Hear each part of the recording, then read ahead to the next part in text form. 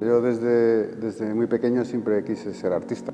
Casi no sé si habrá una canción que se titule así, ¿no? He tenido la suerte, el privilegio de tener una vocación muy clara desde siempre. Desde muy pequeño ya dibujaba. Mi padre me pintaba cochecitos y por lo visto pues pintaba mucho en las paredes de casa, o sea que la vocación me viene desde el principio, ¿no? He tenido esa suerte.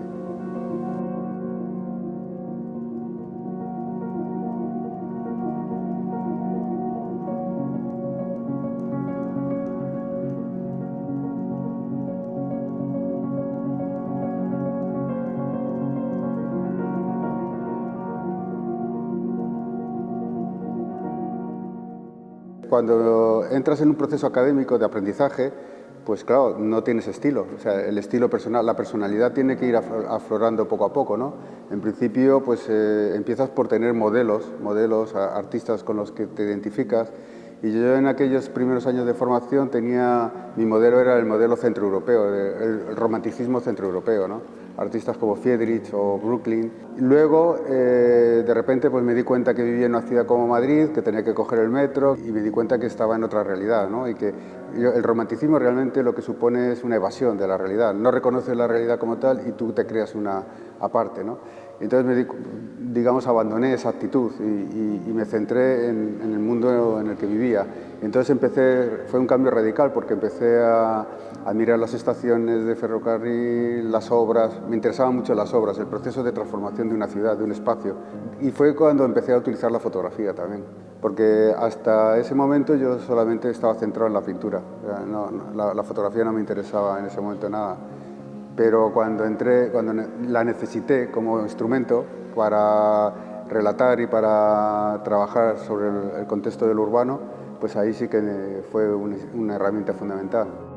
Fue un momento de crisis porque estaba entre la pintura, la fotografía, utilizar la fotografía como dentro de la escena de la pintura, trabajar del natural y fueron momentos digamos, de tensión interna, ¿no? de crisis, pero bueno, al final me di cuenta de que tanto una disciplina como otra eran instrumentos, no era el fin en sí mismo, y las utilicé las dos y ahí empecé a trabajar en los dos terrenos, ¿no? Realmente es como ser un pintor que fotografía y un fotógrafo que pinta. La temática que más he desarrollado ha sido el urbanismo, las grandes ciudades, la vida, bueno, la sociedad en la que vivimos, ¿no? El día a día. Entonces me interesaba, dentro de ese escenario, ahí claro, puedes centrar la atención de muchas maneras, ¿no? Yo centré la atención en las huellas que dejaba el ser humano a su paso, ¿no? A través de los espacios que ocupa, la escenografía urbana en la que vives, ¿no? Pues los espacios, lugares de paso sobre todo, me interesaba mucho los lugares que no tenían un protagonismo especial porque eran lugares de paso como pues estaciones, autopistas, todo lo que es la infraestructura, esa escenografía en la que vivimos, ¿no? Que hemos construido para nuestra vida, ¿no? Entonces, esos son los escenarios que me interesaban. Y siempre evitando la presencia humana directa. O sea, la presencia humana estaba muy presente, pero a través de las huellas que vamos dejando en ese escenario, ¿no? En 2007 fue cuando saltó, digamos, un poco esa idea o esa atención, la desplacé al contexto de la pintura clásica, cuando de repente decidí que esa misma visión, esa misma mirada de la realidad, proyectarla sobre los cuadros clásicos del repertorio antiguo. Entonces, ahí influyeron varios aspectos, pero surgió, yo tenía muy presente siempre el Museo del Prado, o sea, siempre tengo la necesidad de pensar que el arte antiguo puede ser muy útil para cualquier artista contemporáneo. No tienes por qué renunciar a él. Tampoco tienes por qué ser presa de él, ¿no? Tienes que aprender las lecciones que te pueden ofrecer, pero al final eres hijo de tu tiempo, entonces no se trataba de pintar como Velázquez o de pintar como los antiguos, pero tampoco despreciarlos, sino en qué lecciones me podían aportar. Y ahí fue cuando encontré una puerta, cuando desplacé mi atención hacia los clásicos. Entonces ahí fue cuando empecé a quitar los personajes, a quitar todo el aspecto narrativo de las obras, convertir el fondo, el paisaje, el escenario en protagonista, volver otra vez a los escenarios, pero en este caso los escenarios de cada una de las obras sobre las que yo trabajaba. Gracias a la invitación de Xema da Costa, que es el comisario de la muestra, pensamos en hacer un homenaje a la pintura desde la fotografía, en centrar la serie en la pintura italiana, un homenaje también a la pintura italiana, partiendo de la serie que yo ya tenía hecha de Espacios Ocultos, dedicada digamos, a la parte italiana, ¿no? Y así surgió la idea. Entonces, a partir de ahí yo me puse a trabajar y incorporé a ese trabajo que ya tenía, incorporé una serie de 10 o 11 obras pequeñitas que están aquí en la muestra, que de alguna forma enriqueciesen y completasen un poco esa idea, ¿no? Y para mí ha sido súper importante esta exposición porque he podido completar y centrar la atención en ese homenaje a la pintura italiana, descubrir nuevos artistas que no conocía hasta ese momento, como Paolo Di Giovanni y algún otro más. Un poco para explicar la exposición, el primer paisaje tiene, digamos, dos apartados. Es una continuación de Espacios Ocultos, porque son del repertorio de los artistas italianos, principalmente Giotto, Fra Angelico y el maestro Servanza y Paolo Di Giovanni. Las grandes piezas que hay en la exposición, hay unas obras de gran formato, como podéis ver ahora a continuación, son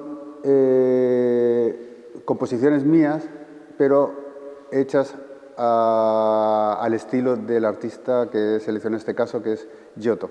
Entonces, esta serie que ya forma parte de Espacios Ocultos, pero ya se llama El Bosque de Giotto. Es un homenaje directo a la pintura de Giotto, que considero que es uno de los artistas fundamentales del Renacimiento, y en ese proyecto ya lo que hago es que pinto con las mismas características, el mismo estilo, el claroscuro, la concepción espacial que tenía Giotto, pero son composiciones que no existen realmente, que no están vaciadas, sino que son composiciones creadas por mí. La actitud del espectador va a ser muy abierta, puede reaccionar de muchas maneras, en función de sus conocimientos sobre el arte antiguo, de la oportunidad de adentrarse en un mundo desconocido, ¿no? que hoy en día no tiene la presencia o la relevancia que pudo tener en su momento. O sea, que es una oportunidad de entrar en un mundo nuevo, es una invitación a viajar por un mundo que es muy...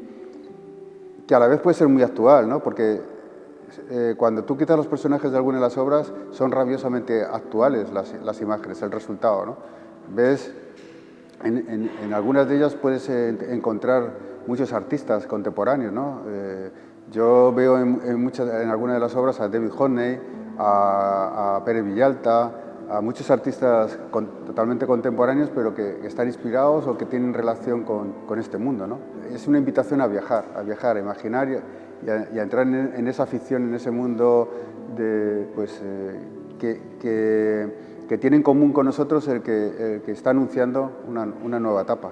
Igual que la revolución renacentista supuso un cambio a través de la técnica, con la incorporación de la pintura al óleo, el paso del temple al óleo, pues aquí la revolución la tenemos con la inteligencia artificial y la realidad virtual. El escenario es muy parecido, ¿no? Hay un paralelismo muy claro. Por eso yo también quería esta obra o esta serie explica muy bien a partir del Renacimiento puede ser muy útil como muestra de lo que estamos viviendo hoy, ¿no? Y la inteligencia artificial pues es una herramienta más. Es curioso porque los viejos dioses que se han utilizado a lo largo de toda la historia parece que están muriendo, desapareciendo, y sin embargo ahora estamos sustituyendo por la creación de un nuevo dios, ¿no? Al que consultar como si fuese el oráculo, ¿no? Pero mientras no tenga fuerza de voluntad, la inteligencia artificial no tenga fuerza de voluntad en sí misma, no hay que preocuparse. El problema es si llega a conseguir tener voluntad propia, entonces sí me preocuparía, ¿no? Pero al día de hoy es una herramienta más. De hecho, algunas de las obras ya he utilizado herramientas que están involucradas dentro del proceso de Photoshop y que son de aplicación de inteligencia artificial, o sea que ya está muy presente, ¿no? A veces la utilizamos sin ser conscientes de que la estamos utilizando, ¿no? La creación no es patrimonio solamente del artista. Yo creo que la creación está en toda actividad humana. En mi caso, no concibo un final. O sea, lo concibo el final acorde al final de mi vida. Y aparte, como creo que el arte es un instrumento que te enseña a que el aprendizaje es infinito, o sea, no hay un final. No puedes decir, levantarte un día y decir, ya lo he aprendido todo, ya lo sé todo. Al contrario, cada vez que te levantas, tienes la necesidad de seguir aprendiendo porque crees que tienes que aprender más porque sabes menos, con lo cual creo que no voy a tener vida suficiente para llegar a ese final. O sea, para mí forma parte está tan ligado a la vida que es como vivir, como respirar, o sea, es como, no puedes dejar de respirar, pues igual.